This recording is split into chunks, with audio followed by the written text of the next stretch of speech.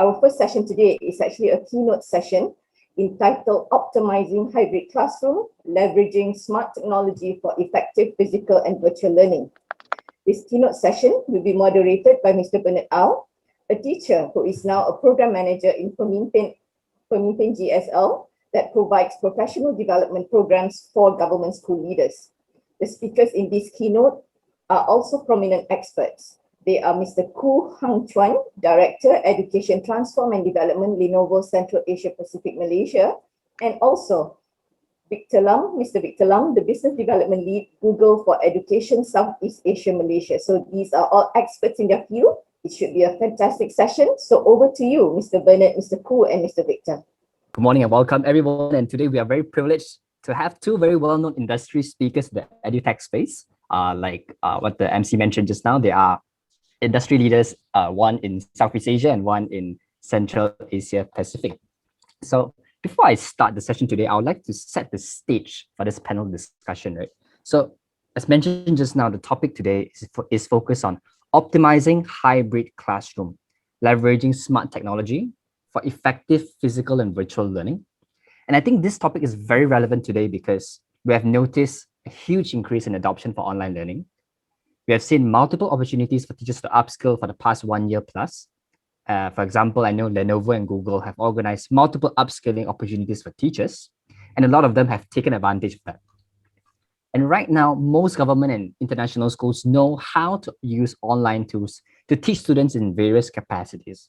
So I think today, our audience, which is made up of educators nationwide, will be interested to know how we can use technology to continue to enhance their lessons in an online setting and physical classroom when school reopens as well. So let's jump on to our first question, right? So during this pandemic, we noticed the workload for educators has increased exponentially. For instance, there's more paperwork and there's also a steep learning curve at the same time, just to name a few. How can online tools such as Workspace help educators to automate their work? Maybe I'll direct this question to Victor.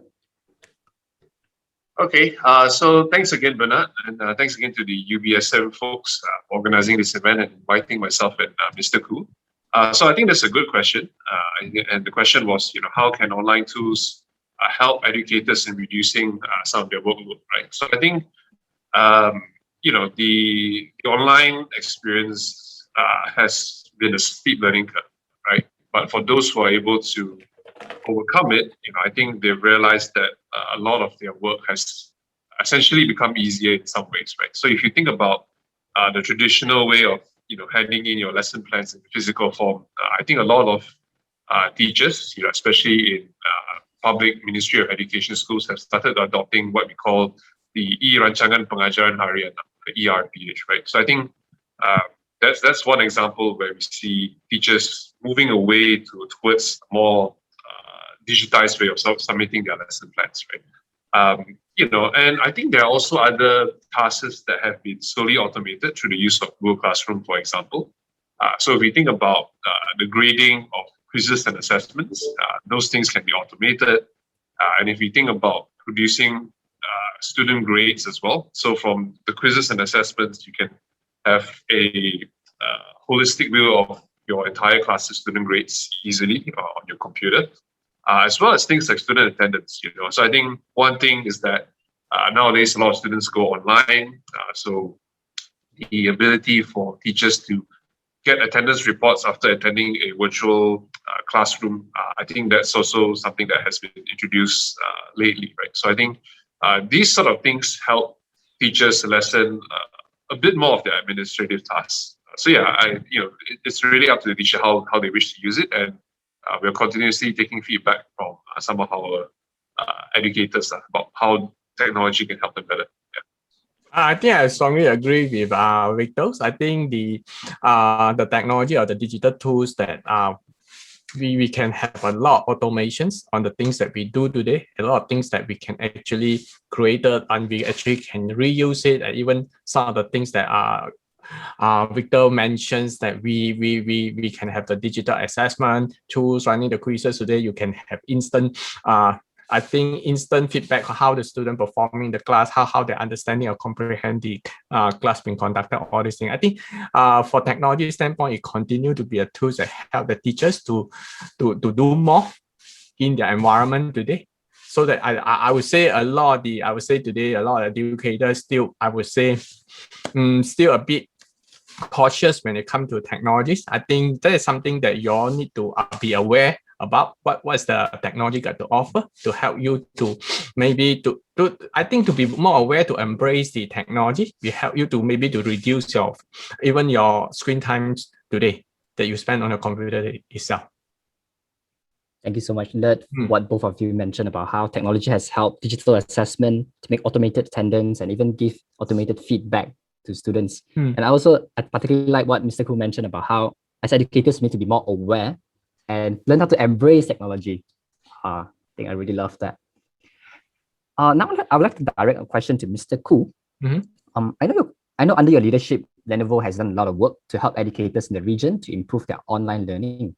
Can you share with me how Lenovo has helped and can continue to help educators and students to have a more integrated online learning experience? Okay, I would say we work with a lot of the school, even educators, on their, I would say, the digital learning transformation journey itself.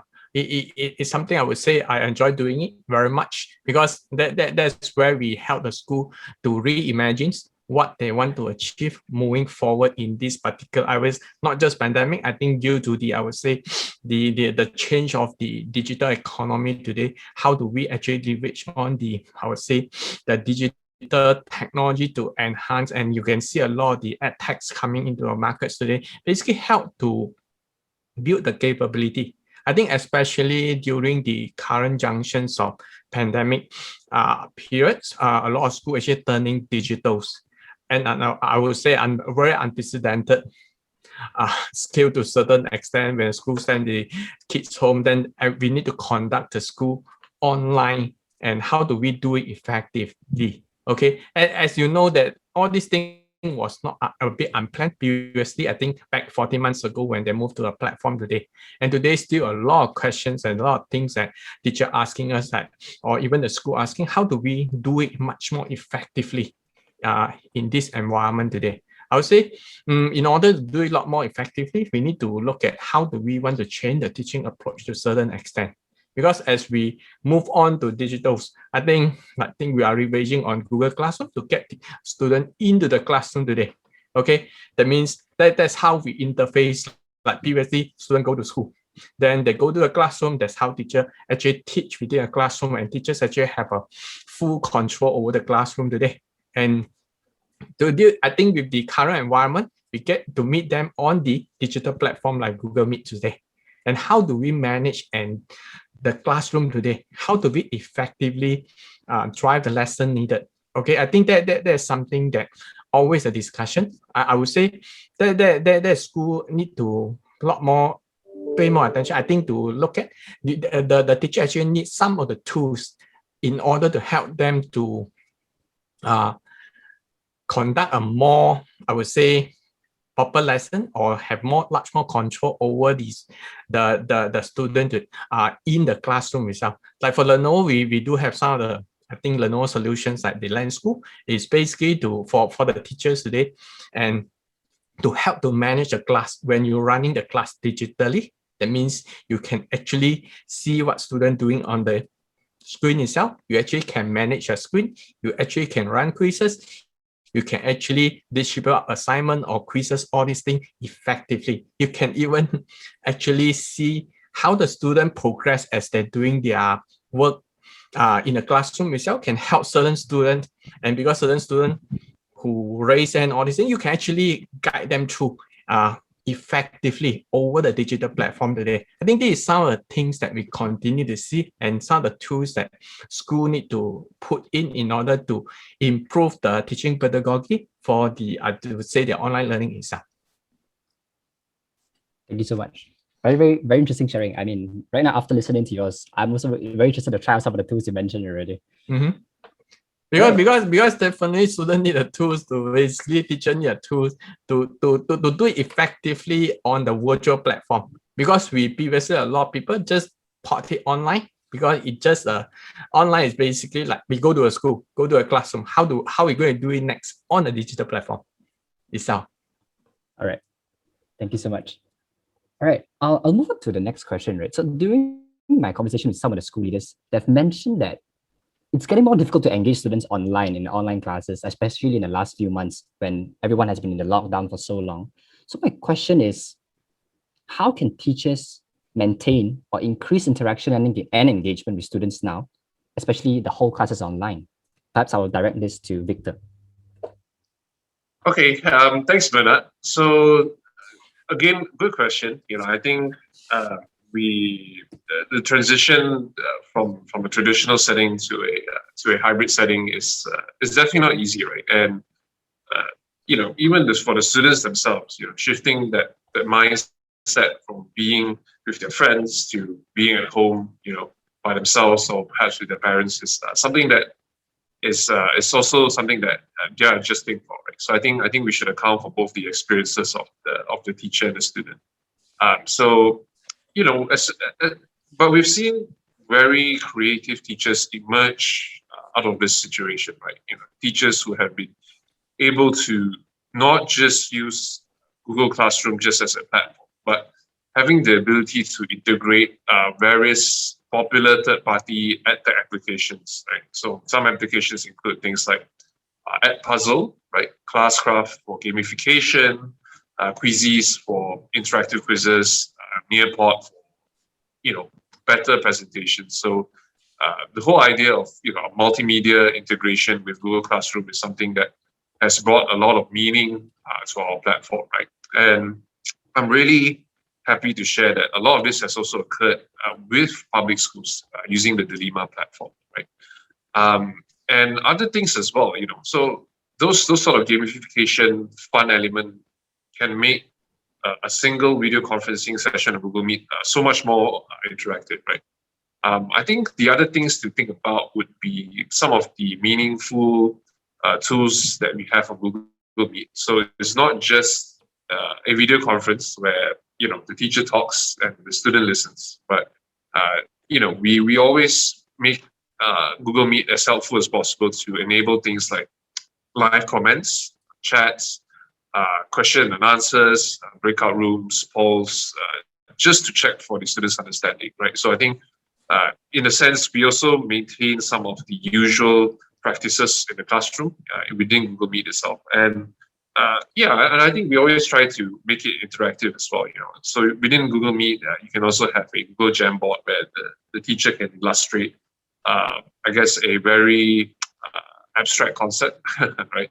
Be it a graph or a piece of art, right? So I think these are some of the various ways that we've seen teachers approach a more interactive engagement online, right? So, even when they submit their homework, I think students have the right to, submit their homework because it's online and not in a physical book anymore. I think they have the ability to embed videos that they made in the documents, embed multimedia that they made in their slides to submit. So I think it certainly has its pros, right? So I think, it really boils down to the teacher's creativity as well as, how students adjust at home as well. Yeah. Got it. Thank you so much. I'll move to the next question.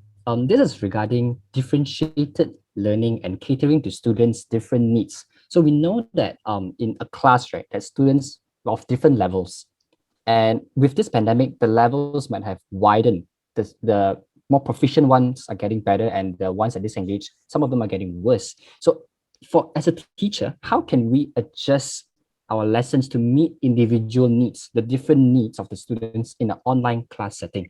I'll open this question up to both Mr. Khoo and Victor. Maybe I can just elaborate from the earlier comments. I think in order to do that, I think the teachers need to have certain tools like Google Classroom, even such as I talk about the Lenovo, basically to track how the student perform as they progress. I think for Lenovo, it's actually you can track the student online. When you give up certain assignment for them to do it online, you can actually see all the screen, how the student perform real time.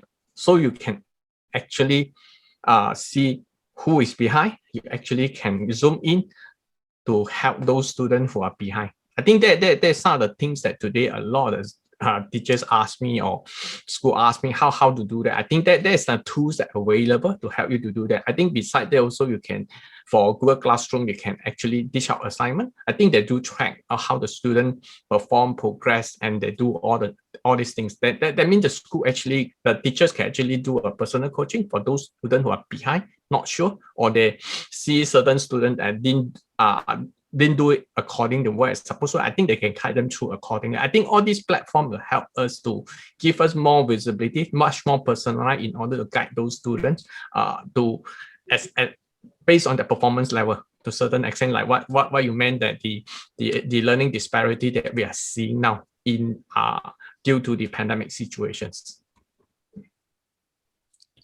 Thank you so much. Oh, thank you, Khoo.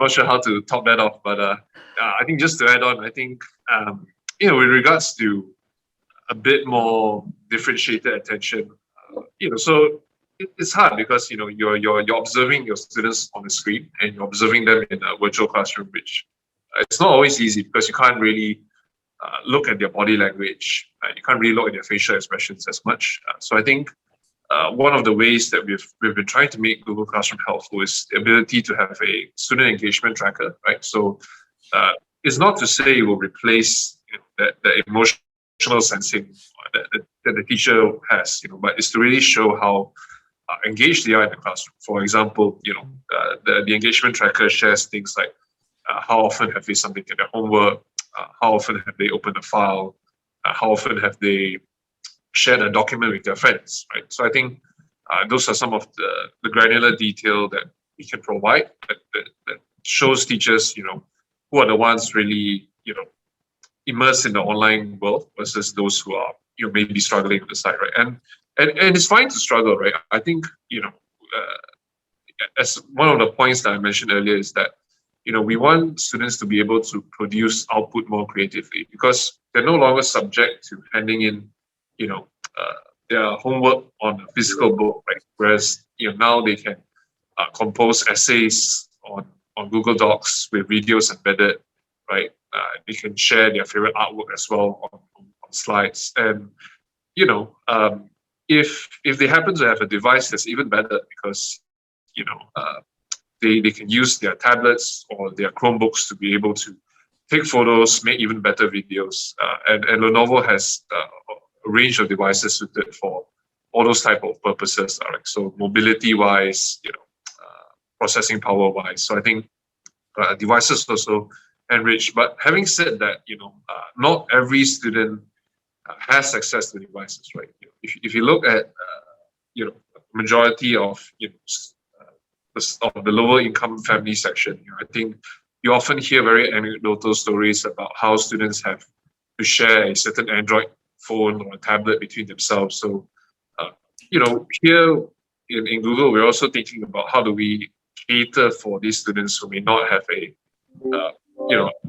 Chromebook or a traditional notebook that is still more productive, but how do they also work with their Android tablet? So I think, we're always introducing things like offline capabilities for them to still do their work, right, on an Android tablet, for example.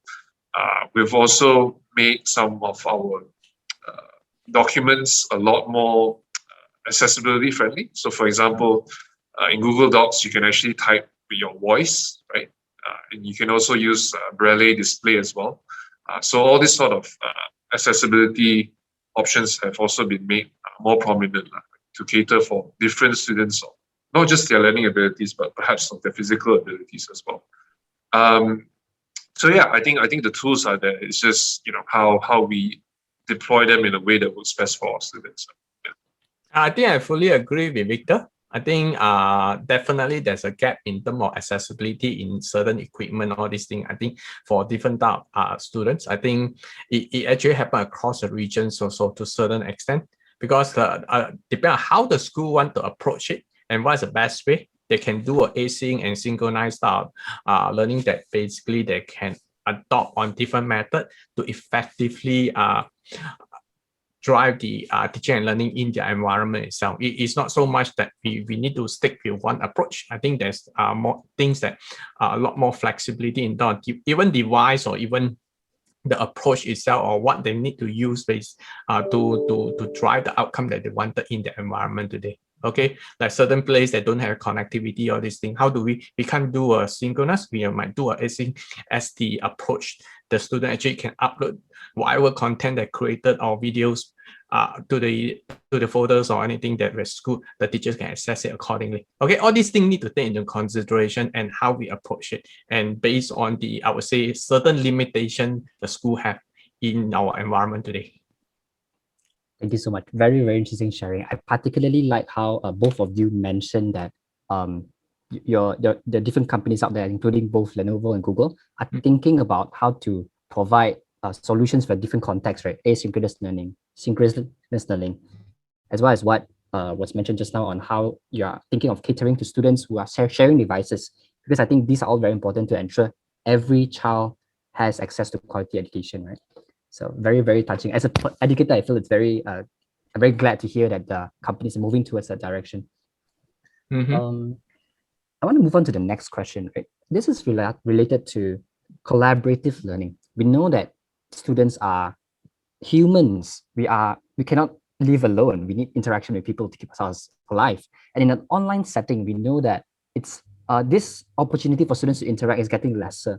So perhaps, can you share with us what are some of the online platforms or tools that can help teachers or schools to adopt collaborative learning?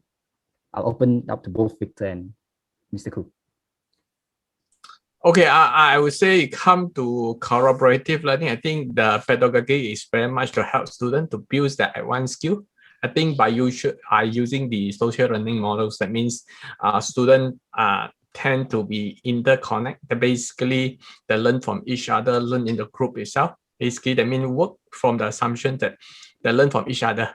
Okay, we have the capability of collective. I think in the especially in the current environment today. Okay, you can see today with the digital platform like Google Classroom and the Google Meet itself, students actually can learn even much more effectively. That means they can actually have the, I would say, things like class discussion together.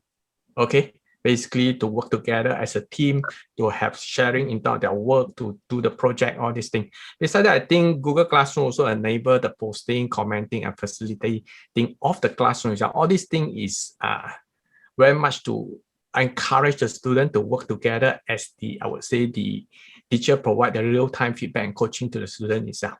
Okay, and I would say these things that we continue to see, like document collaborations, all these things like Google Docs or Sheet, all these things, we are seeing that student actually can collaborate even much more effectively. I think that helps students to learn even much more better. Okay, because beside that also, like the Google's Chromebook itself, they got the Creative Suite application, can help students basically to collaborate. It's not the application come together, then they can collaborate on the platform itself. They can create the contents, all these things. And all these things will help the student to learn even better from each other, to conduct a discussion together. I think I foresee the digital platform, if you use it effectively, it definitely help the student to build the future skill needed as we move to the digital world in the future. Thank you. Victor, would you like to add to that? Yeah, thank you, Mr. Khoo. Always very elaborative. So, yeah, I think when we design our productivity suite, which is Google Workspace, I think we always have the idea that peers supporting peers is the best way to grow, right?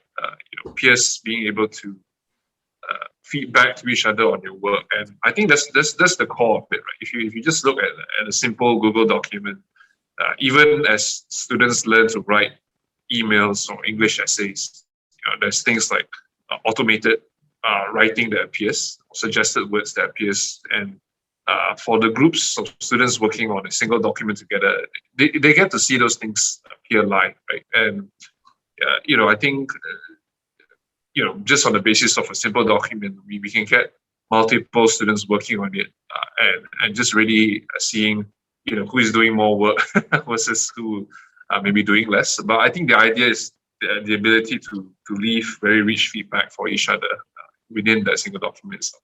So moving on from that basic setup, I think what we have seen creative teachers do is that, because now students can submit their output in many creative ways. So I've seen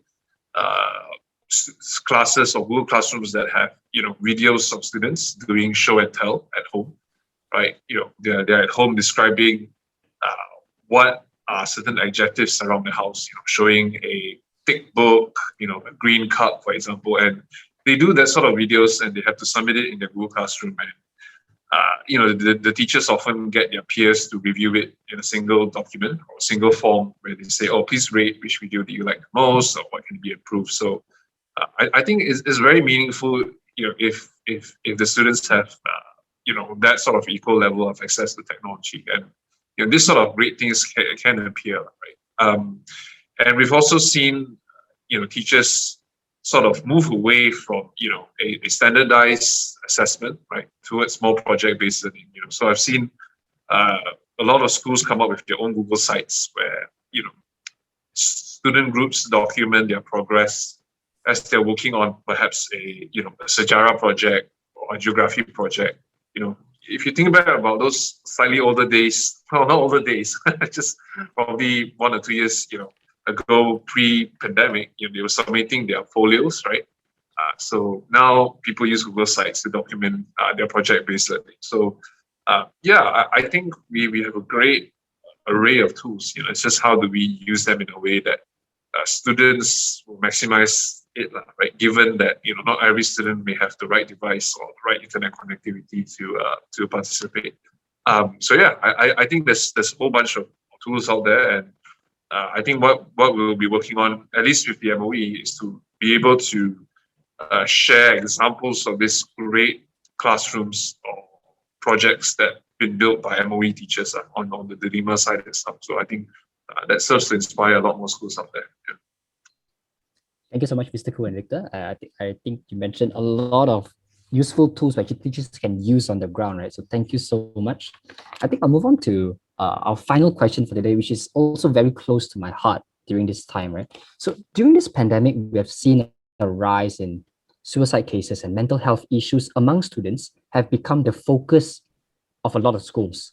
So in your opinion, how can we as educators cater to students' emotional well-being and encourage student motivation in an online class setting? This is open to both Mr. Khoo and Victor.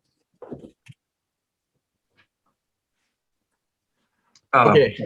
Oh, sorry. No, Victor, go ahead.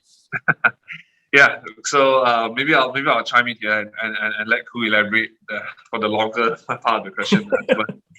I think in the online setting, I think what we mentioned earlier was the ability to connect with the student on a more emotional basis, right? Because you can't really see their facial expression or their body language anymore, right? And you don't see them talking to your friends. The students don't come and talk to you personally, so that sort of emotional bond is lost, right? And no matter what, technology is won't come close to that actual physical interaction, right? So some tools I mentioned earlier, like the classroom engagement tracker, that helps to provide that sort of high level overview about how they're doing online. But when it comes to emotional well-being, I think this is where teachers and the parents need to come together, right? So I think one of the main factors driving online engagement is the ability for parents to remain engaged, right? So if you look at perhaps a lower income family where the parents are often out working, right? Maybe they only have 1 to 2 hours to spend with the children at home, and they may not know the basics like, how do they access Google Classroom? How do they access Google Meet? And they can't help and especially for younger children, they need help setting up these type of things, right? So if the parents don't have that sort of basic knowledge on how to operate these tools, then chances are the student remains very disengaged, right? And they find it hard to access the classes online. So my view is that parents should also be equally empowered.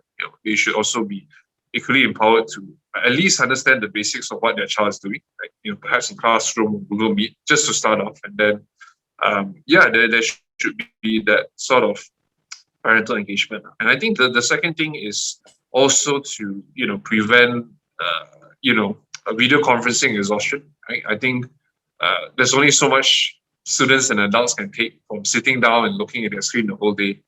So often, I think video breaks throughout the day is good, such that students just have that time to just do their work in peace, as opposed to jumping from one class to the other or from one Google Meet to the other. So that's my take on it. Yeah. Okay.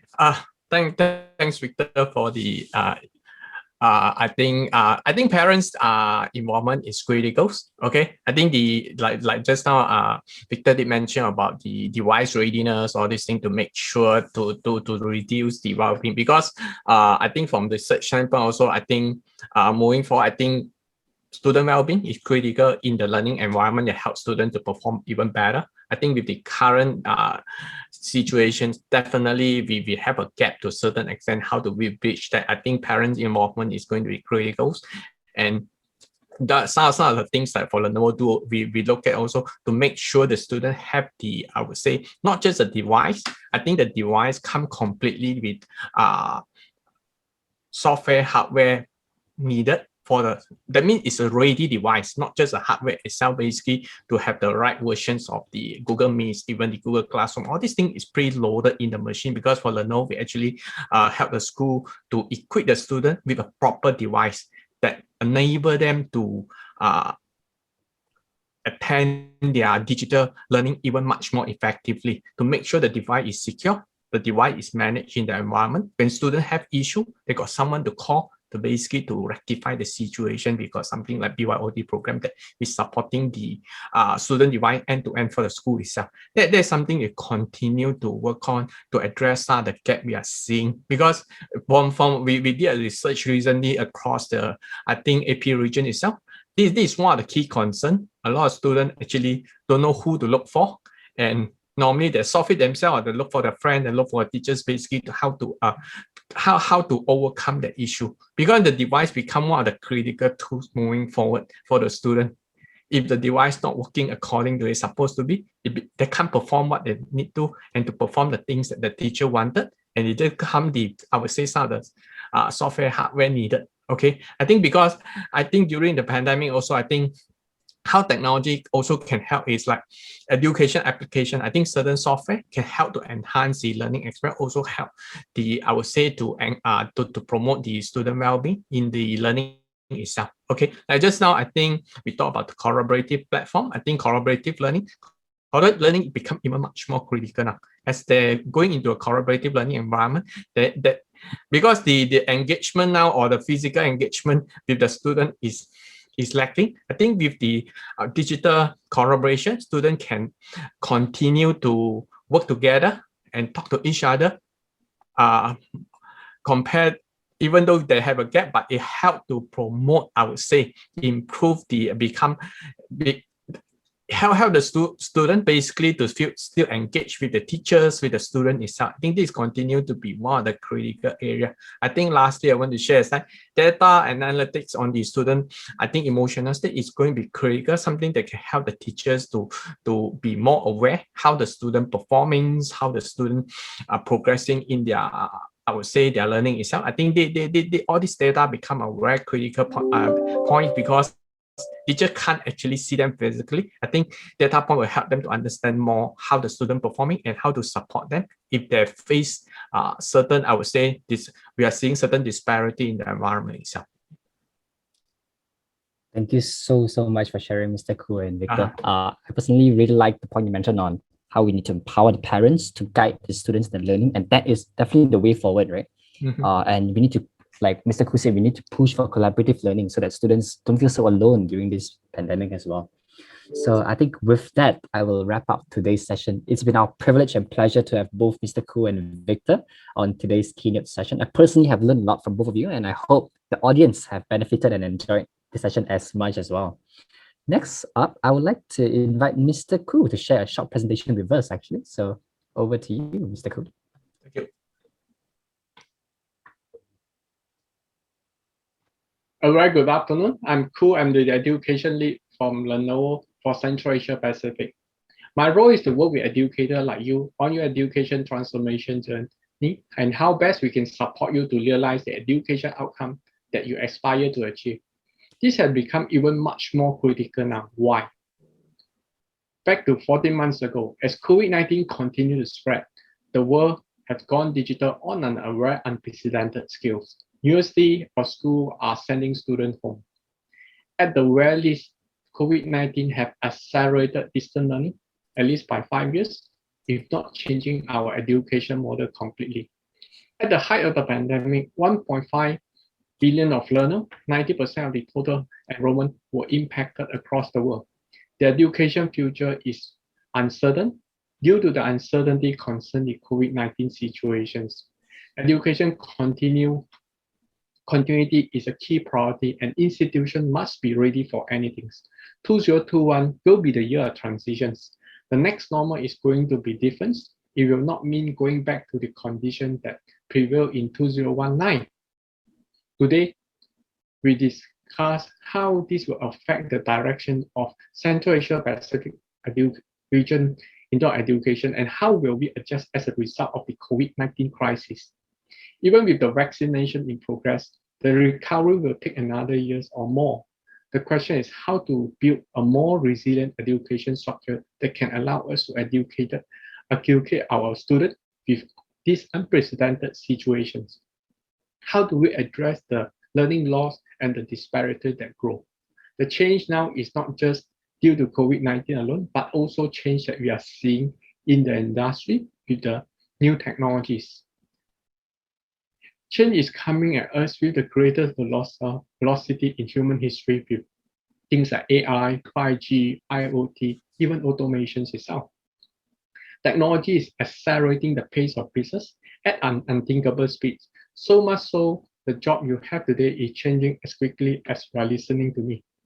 Because to be clear, the team you lead or the job you have today, if they exist at all, will be very different in 3 to 4 years' time. For generation, new technology from steam engine to the internet beyond have fundamentally changed the nature of work and the economy itself, but it is happening faster now while we are living longer. While our parents or grandparents might have experienced only one or even no significant changes in their lifetime, you're likely to already experience a dramatic technology shift in your career, and your children will likely absorb a major shift every 10 to 15 years across theirs today. Future of work is going to change. Advances in technologies such as automations and AI will affect tasks in virtually all occupations in the future today. At least 65% of the students in grade school now will perform the job that have not been invented yet. So advances in technologies such as automation and AI will affect tasks in virtually all occupation groups in the future. The fastest growing occupation will require higher level of cognitive skill in areas such as collaborations, communication, problem solving, critical thinking, and creativity. Why transformation is required in the education environment today? We need to be much more resilient. We need to have a more resilient teaching and learning environment that delivers the outcome that we wanted with the current pandemic situation. And moving forward, the collaboration skill become even more critical than ever as the world turns digital. And we are seeing a lot of new technology being developed and to deliver the outcome needed by education by leveraging on AI, automation tools like digital classroom that enable effective remote learning today. Think convert of the digital learning space in both physical and virtual today, leveraging on IoT to collect information and automation to provide insight on informations.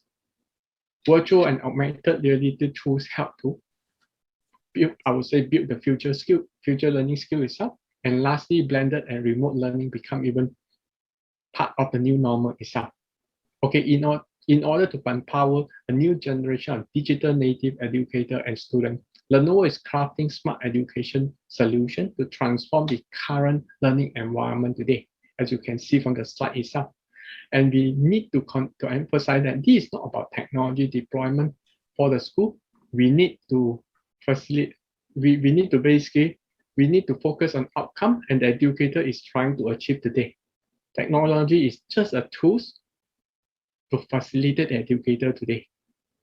For Lenovo approach to education transformation, we provide a more holistic approach and systematic ways to achieve your education aspirations. This is not about system, platform, or hardware itself. Before we start to do anything else, we always focus on why school are doing it. School need to be driven by a very clear purpose and reimagine what they want to do. So with education transformation framework as the foundation, we can systematically and holistically by transforming in terms of leadership and policies, of learning, of environment, of technology from the end-to-end perspective today.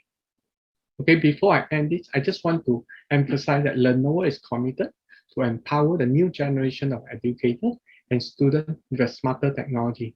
Lenovo believes smarter technology is required for digital transformation of education sector.